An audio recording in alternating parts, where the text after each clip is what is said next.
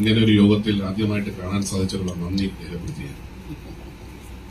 ഈ ഗവൺമെന്റ് അധികാരത്തിൽ വന്നിട്ട് 3.5 വർഷം കഴിഞ്ഞു. 3.5 വർഷമായി.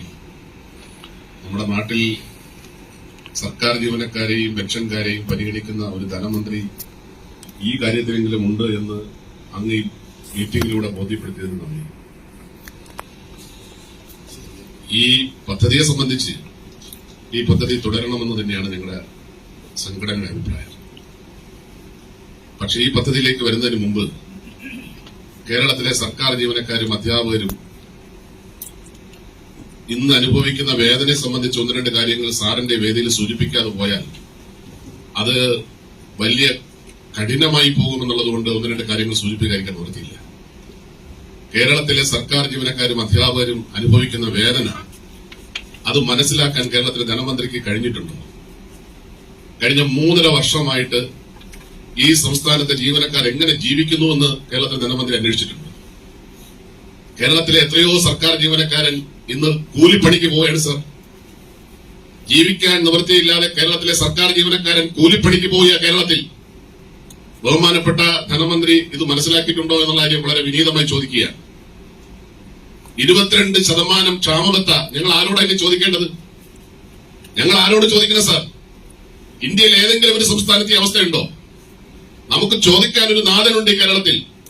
ബഹുമാനപ്പെട്ട മുഖ്യമന്ത്രിയുണ്ട്, ധനമന്ത്രിയുണ്ട്. പക്ഷെ ഞങ്ങളെ കേൾക്കാൻ ആരുമില്ലാത്തൊരവസ്ഥയായിരുന്നു. ആ അവസ്ഥയിൽ നിന്നുകൊണ്ടാണ് ഈ കേരളത്തിലെ 22% ക്ഷാമബത്ത കുടിശ്ശികയാക്കി ഞങ്ങൾ നട്ടം തിരികെയാണ് കേരളത്തിലെ സർക്കാർ ജീവനക്കാരൻ. സാർ ഇത് കേൾക്കണം, സാർ ഇത് കേൾക്കണം. കേരളത്തിലെ സർക്കാർ ജീവനക്കാരന്റെ ലീവ് സറണ്ടർ ഞങ്ങൾക്ക് ആർക്കത് ലഭ്യമാകുന്നില്ല. കേരളത്തിലെ സർക്കാർ ജീവനക്കാരന്റെ കഴിഞ്ഞ ശമ്പള പരിഷ്കരണം, പെൻഷൻ പരിഷ്കരണം തടസ്സപ്പെടുത്താൻ നോക്കണ്ട. പറയേണ്ട കാര്യം ഈ വേദിയിൽ പറയാൻ വേണ്ടി കഴിയും. 1-2 കാര്യങ്ങൾ ബഹുമാനപ്പെട്ട ധനമന്ത്രി വിളിച്ച യോഗമായിട്ട് അദ്ദേഹത്തെ സൂചിപ്പിക്കാൻ വേണ്ടിയിട്ടാണ് ഈ കാര്യങ്ങൾ സൂചിപ്പിക്കുന്നത്, പ്രസംഗിക്കുന്നതല്ല. അല്ല, സബ്ജക്ട് ബേസ് ആണെങ്കിൽ തന്നെ ഞങ്ങൾക്ക് പറയാൻ വേറെ വേദിയില്ലല്ലോ. അതുകൊണ്ട് അതിനകത്ത് തടസ്സപ്പെടുത്താൻ ശ്രമിക്കണ്ട. പറയേണ്ടത് പറഞ്ഞിട്ടേ പോകും. സാർ, ഞങ്ങൾക്ക് ജീവിക്കണം ഈ കേരളത്തിൽ. ഞങ്ങൾ അനുഭവിക്കുന്ന ദുരിതം ധനമന്ത്രി മനസ്സിലാക്കണം. 2% കേരളത്തിന്റെ ചരിത്രത്തിൽ ഇന്നേ വരെ ഒരു ധനമന്ത്രിയും കാണിക്കാത്ത ക്രൂരതയാണ് സാറിന്റെ ഭാഗത്തു നിന്നുണ്ടായത്. വെറും 2% ക്ഷാമബത്ത അനുവദിച്ചിട്ട് ആ ക്ഷാമബത്തയുടെ കുടിശ്ശിക പോലും ഞങ്ങൾക്ക് തന്നില്ലെങ്കിൽ ഞങ്ങൾ എങ്ങനെ ജീവിക്കും സാർ? സാറിന്റെ കുടുംബ പത്രമാണ്, സാറിന്റെ കുടുംബ പത്രമാണ്. ഞങ്ങളെ കുടുംബം ദാരിദ്ര്യത്തിലോട്ട് ഞങ്ങൾ ഉടരുകയാണ് സാർ. ആയിരക്കണക്കിന് ജീവനക്കാർ വഴിയാധാരമായിട്ട് ജീവിക്കേണ്ട അവസ്ഥ വന്നിരിക്കുന്നു. സാർ, അത് മനസ്സിലാക്കണം. കേരളത്തിലെ ഞങ്ങൾക്ക് ഇന്നിപ്പോൾ എന്താ പ്രതീക്ഷിക്കാനുള്ളത്? ഈ ക്ഷാമബത്ത ഞങ്ങൾക്ക് കിട്ടുമോ? ഈ ലീവ് സറണ്ടർ ഞങ്ങൾക്ക് ഏത് കാലത്ത് കിട്ടും? ഞങ്ങളെ ശമ്പള പരിഷ്കരണം കുറിച്ച് ആയുധം ഞങ്ങൾക്ക്. സാർ, ഇതിനാരാ സാറിന് പറയാൻ മറുപടി ഉണ്ടാവും. സാർ പറയുന്നത് കേന്ദ്രം തരണമെന്നാണ്. സാർ, കേന്ദ്രം തരണമെന്ന് പറഞ്ഞ് സാർ മുന്നോട്ട് പോയിട്ട് സുപ്രീം കോടതി പോലും അംഗീകരിച്ചില്ല സാർ. എത്ര കാലം ഞങ്ങൾ ആരോടാ ചോദിക്കേണ്ടത്? ഞങ്ങൾ ആരോടാ പറയേണ്ടത്? ഞങ്ങൾക്ക് ചോദിക്കാനൊരു നാഥനില്ലാത്ത സംസ്ഥാനമായി കേരളം മാറി സാർ. ഈ തരത്തിൽ കേരളത്തിലെ സർക്കാർ ജീവനക്കാരും പെൻഷൻകാരും അനുഭവിക്കുന്ന ദുരിതം മനസ്സിലാക്കാൻ കഴിയാതെ കണ്ണുകെട്ടിയിരുന്നതിന്റെ ദുരന്തഫലമാണ് സാർ ഈ പാർലമെന്റ് ഇലക്ഷനിൽ അനുഭവിക്കേണ്ടി വന്നത്.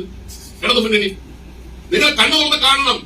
ബാക്കി എല്ലാത്തിനും പണമുണ്ടല്ലോ, എല്ലാ കാര്യത്തിനും പണമുണ്ടല്ലോ. സർക്കാർ ജീവനക്കാരന്റെ ഈ കാര്യം കൂടെ കാണാനും കേൾക്കാനുമുള്ള ഒരു മനസ്സ് നിങ്ങൾക്കുണ്ടാവണം. അല്ലെങ്കിൽ ചരിത്രം കാത്തുവെച്ച ചില കാര്യങ്ങൾ, ഒരു കാലത്ത് സംഭവിക്കാത്ത കാര്യങ്ങൾ ഉണ്ടാകുമെന്ന് മാത്രമേ ഇത് സൂചിപ്പിക്കാനുള്ളൂ. ഞാൻ മെഡിസിപ്പിലേക്ക് വരികയാണ്. സാർ, മെഡിസിപ്പിനെ സംബന്ധിച്ചിടത്തോളം മെഡിസിപ്പ് സാർ പറഞ്ഞു ഇന്ത്യയിൽ ഏറ്റവും നല്ല ഒരു പദ്ധതിയായിട്ടാണ് മെഡിസിപ്പ് സാർ അവതരിപ്പിച്ചതെന്ന് പറഞ്ഞത്. സർക്കാരിന് എന്താ സാർ ഈ മെഡിസിപ്പ് പദ്ധതിക്ക്? സർക്കാരിന് എന്ത് ബന്ധമാണ് ഈ മെഡിസിപ്പ് പദ്ധതിയിലേക്കുള്ളത്?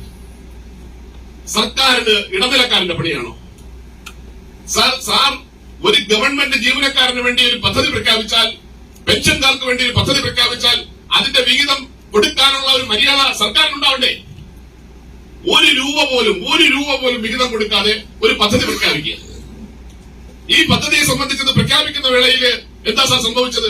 ഞങ്ങളുടെ യോഗം ഞങ്ങളെ വിളിച്ച് കേട്ടില്ലേ? ഫൈനലായിട്ട് ഈ പദ്ധതി പ്രഖ്യാപിക്കുമ്പോൾ ഞങ്ങളത് കേൾക്കാൻ പോലും തയ്യാറായില്ല. സാർ ഇപ്പൊ ഈ യോഗത്തിന് വേണ്ടി വിളിക്കാൻ വേണ്ടി തയ്യാറായി. പക്ഷെ കഴിഞ്ഞ ഗവൺമെന്റ് കാലത്ത് അവസാനം ഇത് കേൾക്കാൻ പോലും തയ്യാറായില്ല. പദ്ധതി പ്രഖ്യാപിക്കായിരുന്നു. 1 രൂപ സർക്കാർ വിഹിതം തരാതെ ഒരു പദ്ധതി നടപ്പിലാക്കിയിട്ട് പറയാണ് ഈ പദ്ധതി ഇന്ത്യയിൽ ഏറ്റവും വലിയ പദ്ധതിയാണെന്ന്. മറ്റേതെങ്കിലും ഒരു സംസ്ഥാനത്തെ അവസ്ഥ ഉണ്ടോ സാർ? എന്തുകൊണ്ട് ഈ പരാതി ഈ പദ്ധതിയിൽ ഇത്രയും പരാതി ഉണ്ടാകാൻ എന്താ? എന്തുകൊണ്ടാണ് സ്വകാര്യ ആശുപത്രികൾ സഹകരിക്കാത്തത്? അവർക്ക് ആവശ്യമായിട്ടുള്ള നമ്മൾ നിശ്ചയിച്ചിട്ടുള്ള നമ്മൾ ഒരു അസുഖത്തിന് വേണ്ടി നിശ്ചയിച്ചിട്ടുള്ള ആ ഒരു ടാർഗറ്റ് അവർക്ക് സ്വീകാര്യമല്ലാത്തത് കൊണ്ടാണ്. അതിന് സർക്കാർ എന്താ ചെയ്യേണ്ടത്? ജീവനക്കാരിൽ നിന്ന് കൊടുക്കുന്ന തുല്യമായ തുക, പെൻഷൻകാരിൽ നിന്ന് കൊടുക്കുന്ന തുല്യമായ തുക അതും സർക്കാർ കൊടുത്തുകൊണ്ട് സർക്കാരും അതിനോടൊപ്പം തുല്യമായ തുക നൽകിയാൽ ഈ പ്രശ്നം തീർന്നു. ഇത് 1 രൂപയുടെ കാശ് പോലും സർക്കാർ കൊടുക്കുന്നില്ല. ഞങ്ങളിപ്പോ നോക്കിയപ്പോ 2050 കോടി രൂപയാണ് പിരിച്ചെടുത്തിരിക്കുന്നത്. 1428 കോടിയാണ് കൊടുത്തിരിക്കുന്ന കണക്ക് പറയുന്നത്. കഴിഞ്ഞ ഈ 3 വർഷത്തെ സ്കീം അനുസരിച്ച് 2000 കോടി രൂപയുണ്ട്. കോർപ്പസ് ഫണ്ട് ഉൾപ്പെടെയുള്ള കാര്യങ്ങൾ അതിനകത്ത് വരുമായിരിക്കാം. പക്ഷേ കേരളത്തിലെ മെഡിസിപ്പിനെ സംബന്ധിച്ചത്, ജീവനക്കാരെ സംബന്ധിച്ചിടത്തോളം മെഡിസിപ്പ് ഒരു പരാജയത്തിലേക്ക് മാറിയിട്ടുണ്ടെങ്കിൽ അതിന്റെ പൂർണ്ണ ഉത്തരവാദിത്വം സർക്കാരിനാണ്.